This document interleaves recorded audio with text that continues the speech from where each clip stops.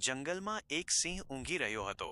આ તકે સિંહ એ નજર કરતા એ ચૂપચૂપથી જંગલના આસપાસના શિકારીના જાળમાં ફસાઈ ગયો। સિંહે ઘણીવાર કૂદીને અને ઝાટકીને ખોલવાનો પ્રયાસ કર્યો, પરંતુ એ જાળ ખૂબ જ મજબૂત હતું। જંગલના એક કોણે એક નાનકડો ઉંદર તે હંગામો સાંભળી જતો આવ્યો। તે સિંહને જોઈને મૌન રહી ગયો, પરંતુ પછી તે વિચારીને બોલ્યો, મહારાજ, હું તમને બચાવવાનો પ્રયાસ કરીશ। મારે તો એક વિચિત્ર યોજના બનાવી છે। ઉંદરે તેને સહેલાઈથી ઠીક કર્યું। થોડા કલાકોમાં જ સિંહનું જાળ કાઢી મૂક્યું। સિંહ મુક્ત થયો અને ખૂબ ખુશ થયો।